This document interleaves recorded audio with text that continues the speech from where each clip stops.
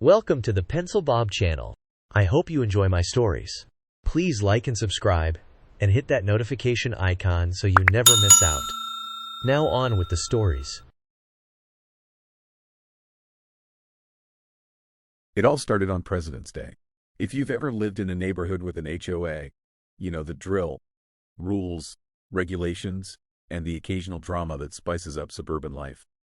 But today was a whole different level of drama, and it all unfolded on our neighborhood's Facebook page. Before I dive into the events of the day, allow me to describe the neighborhood. It's your typical suburban setting, with rows of houses that all look eerily similar, well-manicured lawns, and a general sense of uniformity. Our HOA isn't the worst out there. At least, they don't nitpick about every little thing. I've never gotten any notices about my lawn or trash cans being out too long. But let me tell you, the dues we pay seem a bit steep. For what, you ask? A playground, a basketball court, and some walking trails. That's about it. Another thing you should know is that this area leans politically conservative. You might not think that's relevant at first, but trust me, it will make sense soon enough. Now, let's rewind a couple of months to an HOA meeting where all this madness began. The board announced they were getting quotes for American flag placements at the entrances to our community. At first, it didn't sound like a big deal. I figured they'd put up a few flags, maybe 4 or 5, at each entrance, just to give the place a nice patriotic touch. I was okay with that. What's wrong with a few flags on holidays, right? But then the real plan was revealed. They weren't talking about a few flags. No, they were talking about 80 to 90 flags. Yes, you read that right, 80 to 90 flags. And the price tag? Somewhere between $2,800 and $3,200 for the pleasure of seeing a sea of flags 7 days a year. I could practically hear the collective gasp in the room when they dropped that bombshell. Naturally, this led to some discussions on the community Facebook page. People were asking the obvious questions. Why do we need so many flags? Why does it cost so much? And, most importantly, why wasn't this put to a community vote? But did the HOA listen? Of course not. They went ahead and voted to approve the plan, no discussion allowed. Just like that, it was decided. Fast forward to President's Day, and the flags were up. All 80 to 90 of them. Not sure because I lost count at some point. The entrances to our community looked like they were gearing up for a presidential motorcade. Except, it wasn't the 4th of July, and we weren't hosting the Commander-in-Chief. It was President's Day, a holiday that's more about car sales and mattress discounts than any grand patriotic display. I don't have anything against the American flag. Quite the opposite, actually. But there's such a thing as too much, and this was definitely too much. Maybe if they'd gone all out for the 4th of July, I could understand. But for President's Day, it was overkill, plain and simple. That's when the real drama began. Someone posted on Facebook saying how much they loved the flags. It was an innocent enough comment, but it opened the floodgates. People started chiming in with their opinions, and let's just say not everyone was thrilled with the excessive display. Now, remember when I mentioned that this is a conservative area? Well, that definitely came into play here. Anyone who dared to express a different opinion about the flags was immediately pounced on. The defenders of the flags weren't just protective, they were downright aggressive. One comment in particular stood out. Well, I thought it looked great. God forbid we show some patriotism. Someone will always bitch. As if that wasn't enough, some people started defending the HOA's decision. One person wrote, just a thought here. I don't understand why the HOA members and their decisions get so much hate sometimes. I think we could be a bit kinder, understanding, and appreciative of the work they do. I promise you they don't sit in a room all by themselves trying to think up ways to upset people. If you have an idea, opinion, or question, bring it to a meeting and give them the chance to hear it. I thought the flags were cool. That comment only fueled the fire. The pro-flag camp started calling any critical comments disrespectful, even though, from what I'd seen, most of the critiques were pretty tame. One person had said, I love this country and I am grateful and appreciative of all who serve. 4 flags at each entrance would be appropriate. 80+ flags is excessive and fiscally irresponsible. Hardly disrespectful, right? But that didn't stop the pro-flag crowd from getting worked up. And then, the showdown began. The biggest clash of the night was between a woman who wasn't thrilled about the flags and the wife of an HOA board member. The board member's wife chimed in with a comment that was more or less a verbal eye roll. Just a reminder that you chose to live here, and if you don't like the HOA and their decisions, you can move out of this community. The other woman didn't take that lying down. She shot back, "People deserve a say in their community," calling out the rudeness of the board member's wife. But instead of backing down, the wife doubled down, digging her heels in deeper. It was like watching a train wreck in slow motion.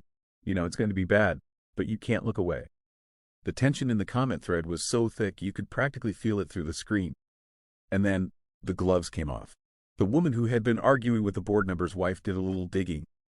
She went to the board member's Facebook profile and found a treasure trove of anti-Joe Biden posts.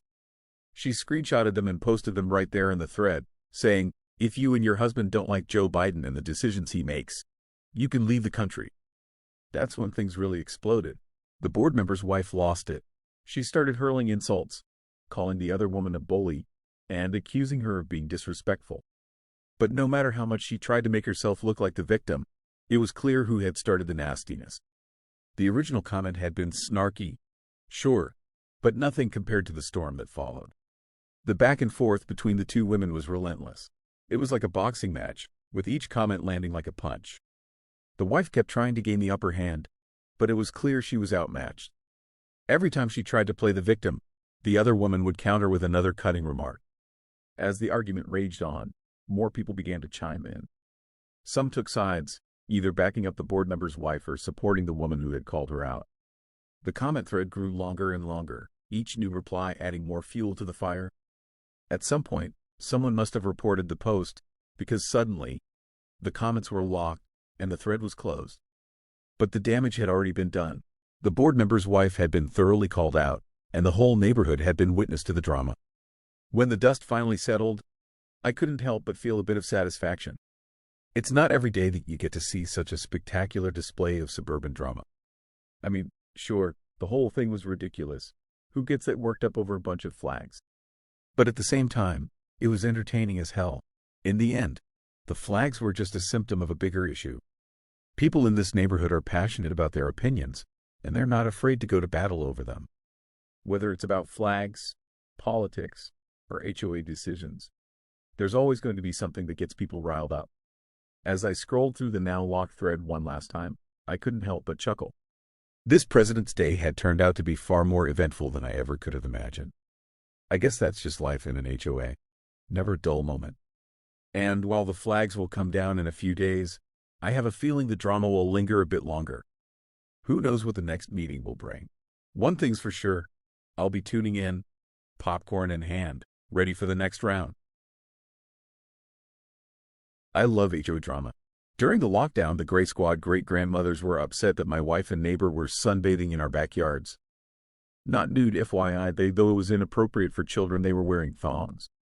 First, I bought them for her. Not a thong. Cheeky, but not a thong. Second, we've seen more skin at water parks. But the odd thing were the residents arguing over rights in one's own yard versus the beach squad circa 1905. There was a ton of back and forth until I volunteered to lead a blue ribbon committee to organize a patrol to spot and report any scandalous swimwear. I got lots of volunteers, curiously no males, and requested access to a tape measure. Oddly enough, no one else commented. It's not as bad as I expected. I go running in a subdivision near mine. It connects to a park and is pretty big.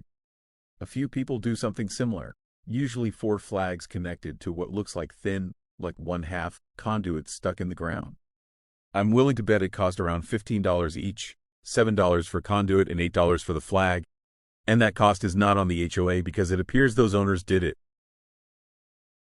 Flag or no flag, spending community funding on overdoing any form of decoration, religious, patriotic, or otherwise is fiscally irresponsible. Have a petty fund for decorations, celebrations, and instead turn it into a community affair where people can do up their houses as they wish, and probably give out prizes for best decoration, etc. I think you ought to vote for an amendment to prevent any such discretionary spending in the future. I don't want to see my HOA fees go down such a drain. If you like our stories, then please like and subscribe and comment, and remember to hit that bell icon so you never miss out. We have new stories almost every day. I scored a petty victory over my HOA. The HOA demanded that I replace my fence with a style they prefer, and I said no. My style of fence is grandfathered in, and they're going to fine me a relatively small amount because the fence currently looks like shit, but I will be replacing it with that style they hate the moment I have the money to do so. I've named several members of the board here who were specifically nasty to me. There were a total of 8 on the other side of this table, and they were all glaring at me towards the end like I just spit in their coffee. We've got Soy Boy, who's a dude in his 50s that clearly was getting off at this small amount of authority. Karen Prime, who made a comment about my vegetation that was unwarranted and exaggerated after I told them I plan on building a newer version of my current fence. Decrepit Snake Karen, who has been nice to the point of annoying over the past 18 or so months I've lived here over for me to find out it was her who has been taking pictures and originally filed the complaint. And Admin Lady, who I have zero problems with because she basically fed me the ammunition required to own these people. A few months back, I was cited for my 6-foot privacy fence looking disorderly. It's a valid citation as the fence is 20 years old and I have wanted to fix it since the day I moved in 2 years ago. The only problem is that I'm recovering from a bankruptcy and I won't get approved for an equity loan, or any loan really, until January of 2024, which will be 2 years after the discharge. With the citation from earlier this summer, I replied that I was unable to pay for a new fence at this time and I asked for leniency until I could. They replied about a month later with a summons to a hearing over this issue, which happened today. In the couple of weeks I had to prepare for this, I reached out to several companies to get quotes for a fence exactly like the one I have now so that I could present them with a realistic cost and give a plan and just sort of hope they'd not fine me. While I'm in the meeting telling them about these options, Decrepit Snake Karen says they won't approve my style of fence. 6. Privacy. And that is the majority of the problem. It took a minute for this to sink in what she had just said to me, and once it did I had some questions. I asked why then, on their original citation, that I had the option to repair this fence. This is the point in which Karen Prime screwed up. She tells me that the HOA in 2005 mistakenly approved the previous homeowner's request to build a privacy fence and that this HOA board would never approve such a fence. This led me to another question. Is my privacy fence grandfathered in with their decision? They said yes, but how are you supposed to fix this in 60 days if you don't have the money? I told them that I really like this type of fence, and I don't want to replace it with one of their options. They told me they were only approving those 3-4 feet tall fences that use the wire screens in between the 3 cross posts. At this point, I asked them why they're citing me in the first place when a house in our neighborhood sold for $55,000 over the asking price a few months back, which clearly indicated to me that no one is taking the condition of my fence into serious consideration before buying. This really pissed off Soy Boy, the lone male member of the board, who responded that we were done arguing about this and that the HOA will be taking action in 60 days by fining me $10 per day. That's about $3,600 over the year, so I'm thinking I'm just going to have to get screwed at this point.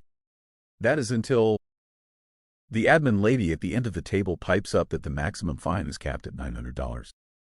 This also takes a minute to register for me because these repairs for a fence that I don't want to own would probably cost between $3,000 $4,000. Just realized I forgot to mention that the fence I want would cost just under $10,000.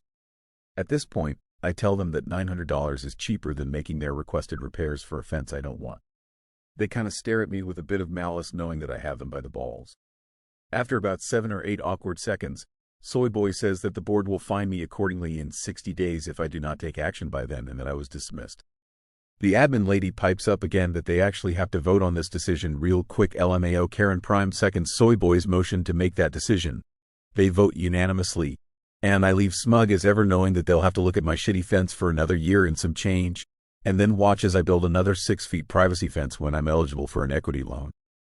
At one point, a lady that wasn't too hostile and seemed rather indifferent suggested that I just get rid of the fence and take the time I need in order to build one of their approved styles of fence. This is when I asked what those styles are and they showed me some pics. There are a handful of houses in my neighborhood that have put up fences recently and I now realize they're all obviously this style and I personally think they look like shit. After seeing them and remembering my neighbor's fences, I tell them that I think those styles have zero character and I don't want that kind of fence. Karen Prime cannot believe I just insulted her preferred choice of fence.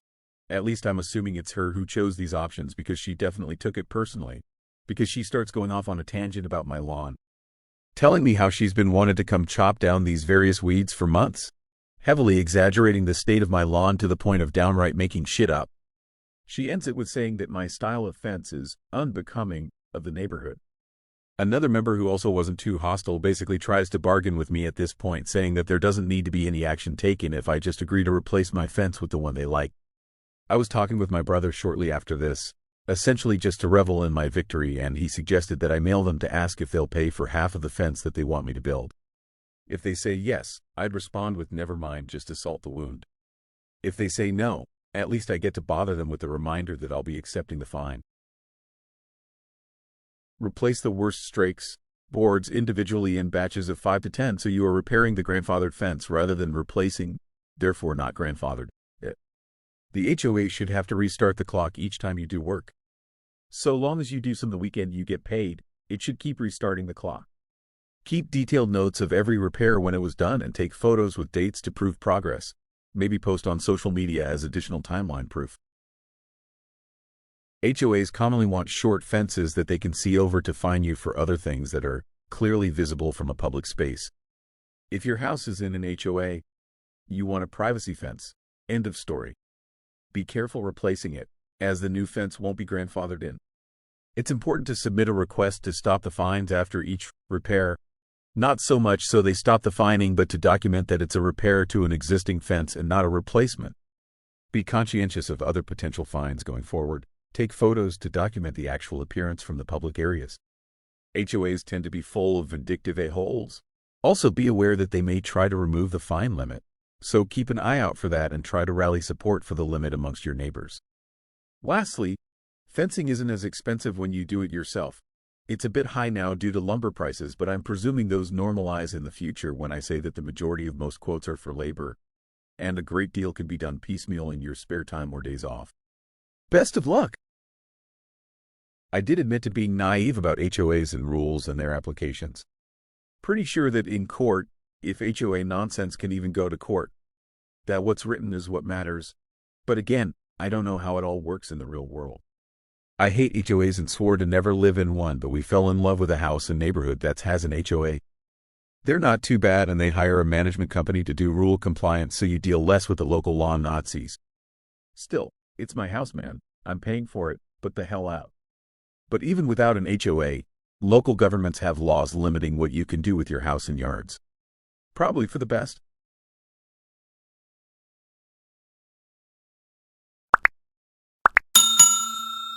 I would like to thank you for watching the video to the end. To encourage us to make more videos, please like, subscribe, comment, as well as share. Check out this other video if you haven't already.